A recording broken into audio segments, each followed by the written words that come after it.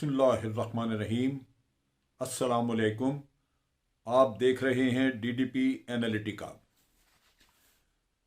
कल यानी 11 फरवरी से पाकिस्तान नेवी ने इफ्तिताह किया एक बहुत बड़ी नेवल मशक का, नेवल एक्सरसाइज का, जो कि पाकिस्तान के अपने ही समंदर बहरा अरब में मुनक्कद की जा रही है। ये हर 2 साल के बाद एक दफ़ा एक्सरसाइज होती है और आप इसकी कामयाबी का अंदाज़ा इससे लगाएं कि जब 2007 में पहली दफ़ा पाकिस्तान ने ये एक्सरसाइज करवाई तो उस वक़्त सिर्फ 3 नेवीज़ ने इसमें हिस्सा लिया। उसके बाद बढ़ता गया और 2019 में 46 नेवीज़ थी इसमें जिन्होंने हिस्सा लिया, 46 ममालिक की नेवीज़ ने, और 115 ऑब्जर्वर उन्होंने भी शिरकत की। उससे आप अंदाज़ा कर सकते हैं कि ये कितने बड़े पैमाने की एक्सरसाइज है। अब भी इसमें इस एक्सरसाइज का नाम है एक्सरसाइज अमन 2021 और बहरा अरब में ये मुनक्कद की जा रही है और 45 मुल्क इसमें हिस्सा ले रहे हैं। पाकिस्तान का कमाल इसमें यह है, जिसमें मैं ये कहूँगा कि आपकी बहुत बड़ी सफारती कामयाबी वो ये है कि आपने मशरिक और मगरिब को लाके इकट्ठा कर दिया। यानी वो मुल्क जो आपस में एक दूसरे के दुश्मन हैं, जो एक दूसरे के मुकाबले पे खड़े हैं और एक दूसरे की अफवाज में वैसे उनकी जासूसियां करते हैं, लेकिन उनके ताल्लुकात ऐसे नहीं होते, जंगें लड़ने की तैयारी की जाती है। वो यानी रशिया और चाइना और दूसरी तरफ अमेरिका और बाज़ मगरबी नेवीज़ जिसमें बरतानिया, इटली और फ्रांस वगैरह शामिल हैं, ये मुल्क यहाँ पे हिस्सा ले रहे हैं। अब ये जो बहरा अरब है ये इसका इंडियन ओशन का एक हिस्सा है और इंडियन ओशन या बहरा अरब का ये कॉर्नर ये बड़ी अहमियत के हामिल है। एक तरफ तो यहाँ पे आप देखिए कि स्ट्रेट ऑफ हुर्मुस जो कि ईरान और अरेबियन पेनिनसुला यानी दूसरे लफ्ज़ों में यहाँ से तंग रास्ता गुजरता है, जिसमें ये छोटी रियासतें दुबई वगैरह ये आ जाते हैं। और ये तंग रास्ता जो है ये सारा बुनियादी तौर पर दुनिया की तेल की सप्लाई यहाँ से होती है। और बहरा अरब में अब एक बहुत बड़ी बंदरगाह जो कि गवादर पोर्ट है वो बन गई है, उसकी अहमियत है। अब आप देखिए कि यहीं से आप देख लें कि सेंट्रल एशिया वो उसको भी रास्ता यहीं मिलता है। मिडल ईस्ट यानी ये गल्फ कंट्रीज वगैरह, मिडल ईस्ट के सारे मुल्क, उनको भी यहाँ रास्ता मिलता है। और दूसरी तरफ आप देख लीजिए कि अफ्रीकन कोस्ट और ये जो ईस्ट साउथ एशिया और साउथ ईस्ट एशिया के मुल्क हैं, उनको भी यहीं, चाइना खुद यहाँ से गुजरता है, मलाका स्ट्रेट उसका वो तंग रास्ता है जो कि इंडियन ओशन को मिलाता है पैसिफिक ओशन से, और वो यहाँ से अपनी ट्रेड यानी तेल ले जाने का काम भी यहीं से करता है।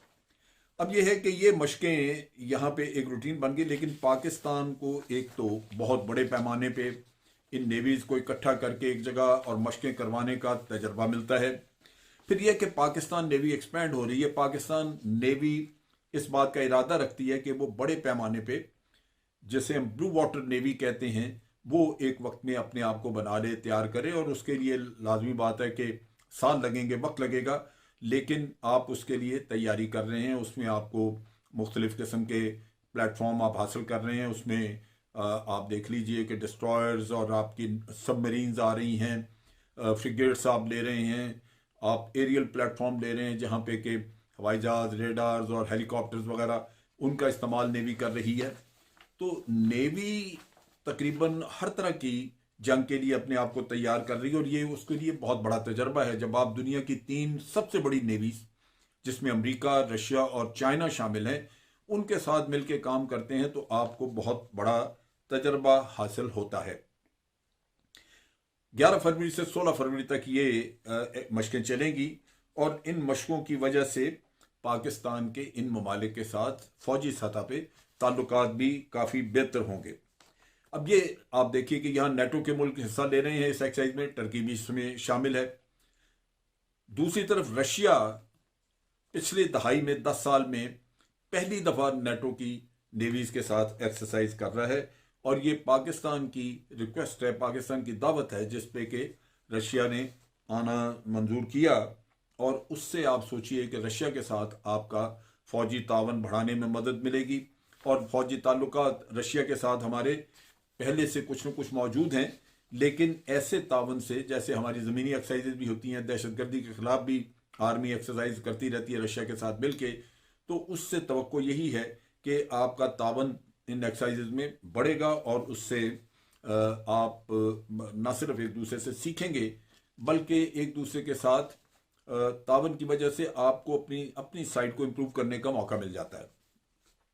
इन मकसद इन इन जो ये मशकें हो रही हैं, ये किसी मुल्क के खिलाफ नहीं है। इनका मकसद बिल्कुल मुख्तलिफ है। ये ऐसे नहीं है कि आप भारत या किसी और मुल्क के खिलाफ जंग लड़ने की तैयारी कर रहे हैं, नहीं।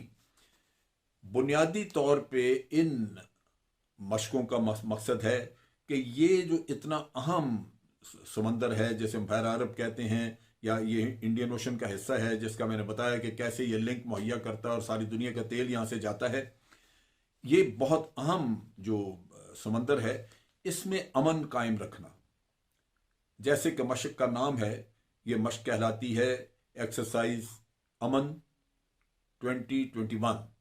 तो मकसद इसका यह है कि यहाँ पे अमन, और अमन किस तरह है कि मिसाल के तौर पे यहाँ पे चैलेंजेस बहुत सारे हैं। आपने देखा कि सोमालिया के साहिलों के करीब हमें चैलेंज होता है, वहाँ पे बहुत ज़्यादा पायरेसी होती रही है, बहरी कज़ाक वहाँ पे लूटते रहे जहाज़ों को। इसी तरह इन समंदरों में नारकोटिक्स की स्मगलिंग का है, गैर कानूनी हथियारों की स्मगलिंग का है, फिर ह्यूमन ट्रैफिकिंग है, इनको लोगों को चोरी पहुंचाते हैं, एक जगह से दूसरी जगह या दूसरे मुल्कों में स्मगल करके लेके जाते हैं। ये वो चीज़ें हैं जिनकी वजह से ये समंदर गैर महफूज होते हैं। लिहाजा आप इन नेवीज़ के साथ जब एक्सरसाइज करेंगे तो तावन होगा इन मुख्तलिफ फील्ड्स में, जिससे कि इस पूरे समंदर में, इस खत्ते में अमन कायम करने में आपको मदद मिलेगी।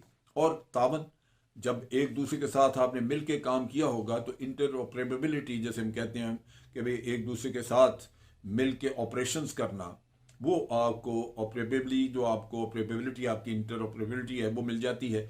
तो आप एक दूसरे की नेवीज के साथ मिल के ऑपरेट कर सकते हैं, एक दूसरे के साथ आपकी कम्युनिकेशन वगैरह बेहतर हो जाती है, एक दूसरे की बातचीत आप समझना शुरू कर देते हैं।